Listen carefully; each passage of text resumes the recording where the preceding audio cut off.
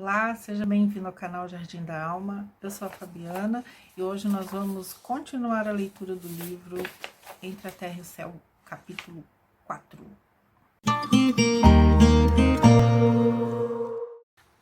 Agora sim, capítulo 4, título Senda de Provas. Zulmira ausentara-se do corpo, mas não desfrutava a paz que se lhe estampara na máscara física. Enlaçada por Odila, a cujo olhar dominador se inclinava, submissa, não nos identificou a presença. Com evidentes sinais de terror, ouvia as objurgatórias da rival que a acusava, exclamando: "Que fizeste ao meu filhinho? Assassina! Assassina! Pagarás muito caro a intromissão no lar que é somente meu. Destroçarei tua vida. Não me furtarás o afeto de Amaro. Armarei o coração de Evelina contra ti." "Não, não", respondia a vítima. "Não matei. Não fui eu quem matou." "Hipócrita, acompanhei os teus pensamentos, teus desejos, teus votos." Zulmira desembaraçou-se de inopino dos braços que a envolviam e correu para fora, seguida pela outra. Esclarecendo-nos bondoso, Clarencio observou: "Quando a pobrezinha consegue sossegar o corpo, cai no pesadelo agitado. Acompanhemo-las. Dirigem-se à praia, onde ocorreu a morte do pequenino. Premida pelo assédio de nossa irmã desequilibrada, Zulmira ainda não se libertou das aflitivas reminiscências de que se vê possuída. Pusemo-nos na direção do mar, antecipando-as no trajeto. E, enquanto nos afastávamos, a conversação fez-se ativa. "Não posso compreender por que a infeliz se declarou inocente", comentou Hilário, pensativo.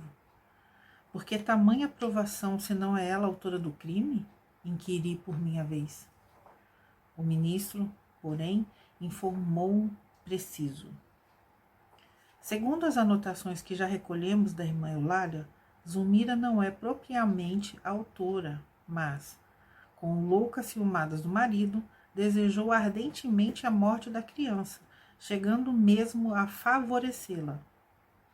Para não repetirmos esclarecimentos aos quais já nos reportamos, faremos ligeiros retrospecto, tão minudenciado quanto possível, examinando o problema aflitivo do casal." Depois de breve pausa, prosseguiu: "Amaro experimentava imensa devoção afetiva pelo filhinho. Quando Júlia adoecia, desvelava-se à cabeceira do Petis com ilimitada ternura. Sabendo sem o carinho materno e reconhecendo que a madrasta não primava pelo amor junto dos enteados, passava a dormir ao lado do caçula, rodeando-os de mimos. Quando tornava a casa, cada dia, confiava-se a longas conversações com o filho, lendo-lhe histórias ou escutando-lhe, atencioso, as narrativas infantis. Assemelhavam-se a dois velhos amigos, a se bastarem um ao outro. Zulmira, em razão disso, ralada de despeito, passou a ver no menino um adversário de sua felicidade doméstica. A dedicação de Evelina para com o genitor não lhe doía tanto. A filha mais velha era mais doce, mais reservada. Comedida em suas manifestações, sabia dividir gentilezas, sem olvidar a segunda mãe em seu culto de amizade. A madrasta nada sentia contra ela, mas o pequeno excitava. Júlio, no extremado apego ao genitor, costumava exagerar-se em traquinadas e caprichos que Amaro desculpava sempre, com benevolente sorriso. Zulmira, pouco a pouco, permitiu que o ódio ocupasse o coração e deixou que o ciúme a enceguecesse a ponto de suspirar pelo desaparecimento do alegre rapazinho. Despreocupava-se intencionalmente pela assistência que lhe devia e abandonava-o às extravagâncias, características de sua idade, alimentando o secreto anseio de presenciar-lhe o fim.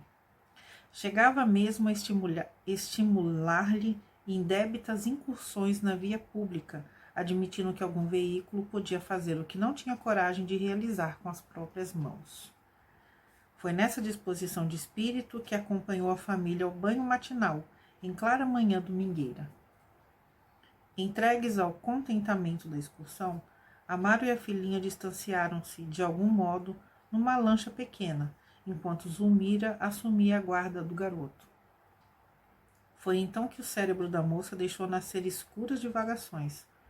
Não seria aquele o momento azado para consumar o velho propósito?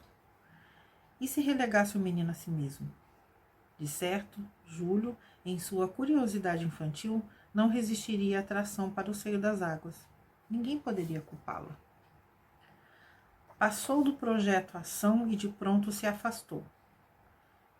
Em se vendo a sós, o caçula de Amaro interessou-se mais vivamente pelas conchas multicores a se multiplicarem na areia, perseguindo-as, encantado, pelo mar adentro, até que uma onda veloz lhe chicoteou o corpo tenro, obrigando-o a mergulhar. A criança gritou, pedindo-lhe amparo.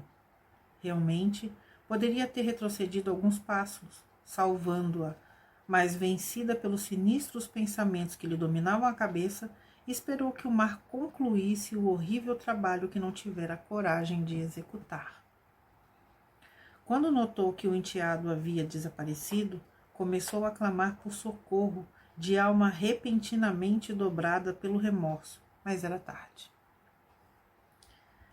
Amaro acorreu, precípite e, com o auxílio de companheiros, retirou para fora o corpinho inerte.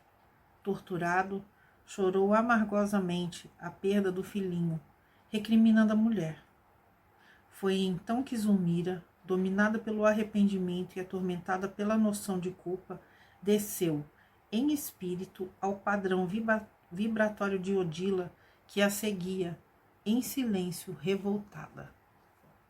Enquanto se mantinha com a paz de consciência, defendia-se naturalmente contra a perseguição invisível, como se morasse num castelo fortificado, mas, condenando a si mesma, resvalou em deplorável perturbação, à maneira de alguém que desertasse de uma casa iluminada, embrenhando-se numa floresta de sombra. O ministro fez leve pausa de repouso e prosseguiu. A pobre senhora, desde esse dia, perdeu a ventura doméstica e a tranquilidade própria. Ela e o marido respiram agora sobre o mesmo teto, qual se fossem estranhos entre si. Mas, à frente da lei, Zulmira é culpada? Perguntei com interesse. O sábio mentor sorriu significativamente e considerou.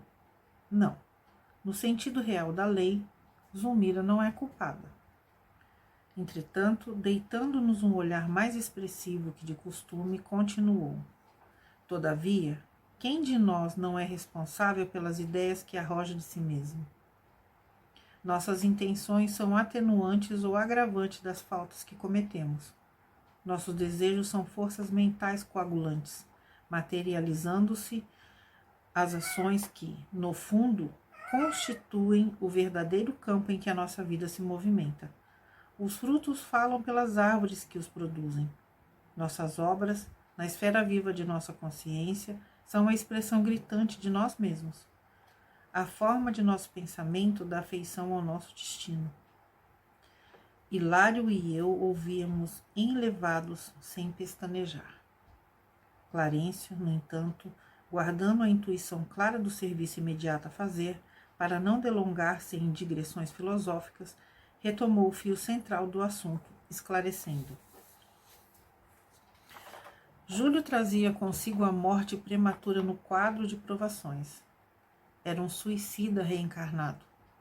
A segunda esposa de Amaro, porém, sofre o resultado das infelizes deliberações que albergou no espírito.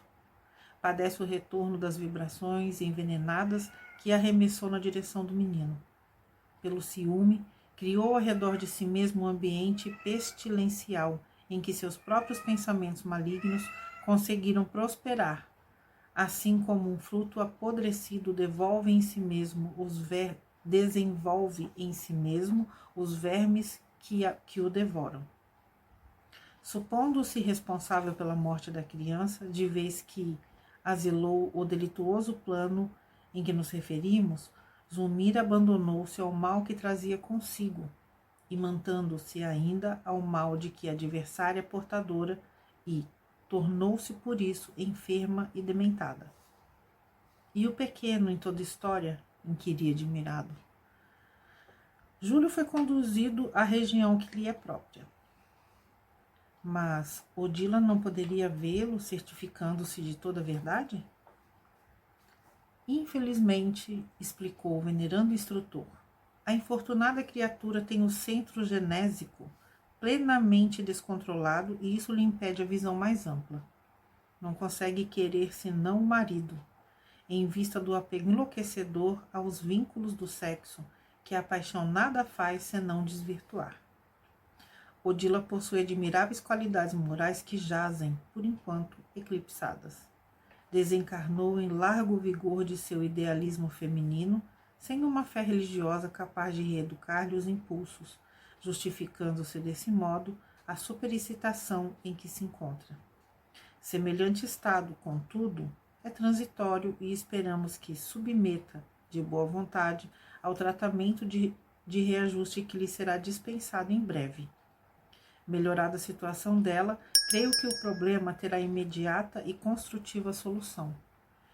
Ia perguntar algo de novo, mas atingíramos a praia e Clarencio determinou nos puséssemos a observar. Até o próximo vídeo. Tchau, tchau.